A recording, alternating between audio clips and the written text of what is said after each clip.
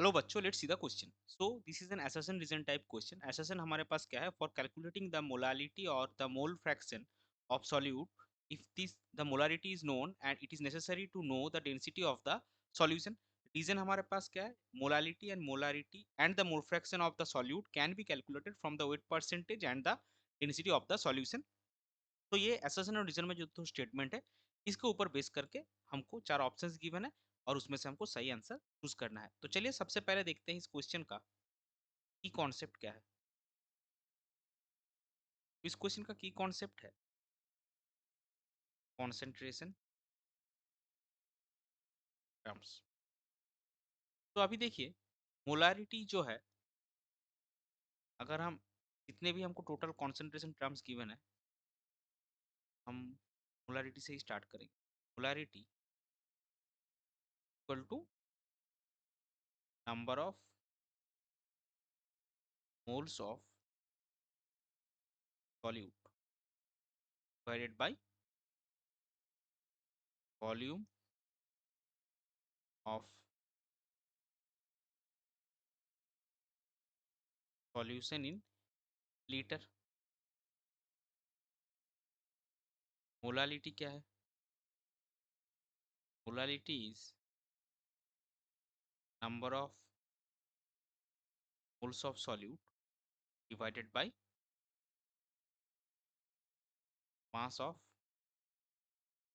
solvent in kg। Mole fraction क्या है?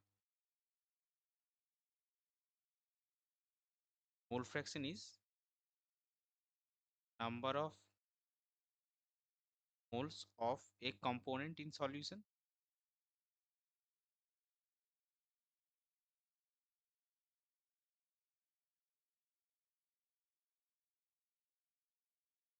and divided by total number of moles in solution। तो ये तीन हमारा हो गया। बचा क्या है? Wait percentage. वेट परसेंटेज जो है, wait percentage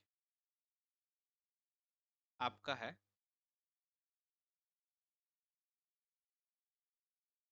mass of component, mass of A component divided by total mass of solution 200। सो अगर आप यहाँ पे देखेंगे कि जो mole fraction, molarity, sorry molality, mole fraction और वेट परसेंटेज है, ये सब मास डिपेंडेंट है। और मोलारिटी जो है वो वॉल्यूम डिपेंडेंट है। So mole fraction, molality and weight percentage is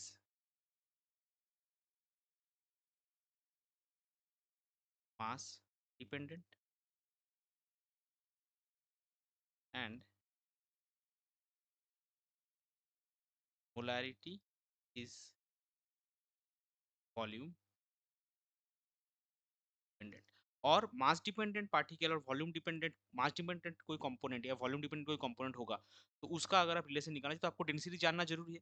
तो पॉइंट आपका आंसर क्या आएगा? आपका जो असर्शन और रीजन गिवन है, दोनों ही आपका सही है, लेकिन जो रीजन है उस, आप देखिए दो अलग अलग स्टेटमेंट आपको गिवन है, लेकिन रीजन जो गिवन है वो असर्शन का एक्सप्लेनेशन नहीं है। एक्सप्लेनेशन यही होगा कि मोलालिटी और मोलफ्रैक्स, अगर एसएसएन के केस में आप देंगे तो मोलालिटी की और मोलफ्रैक्शन जो है वो मास डिपेंडेंट है, मोलालिटी इज वॉल्यूम डिपेंडेंट। तो वो आपका प्रॉपर, तो उन दोनों का अगर आप रिलेशन निकालना चाहिए तो डेंसिटी आपका जानना जरूरी है, ये प्रॉपर एक्सप्लेनेशन होता। लेकिन रीजन का स्टेटमेंट सही है लेकिन वो एक्सप्लेनेशन सही नहीं है। तो फाइनली हम क्या लिखेंगे? 10 बोथ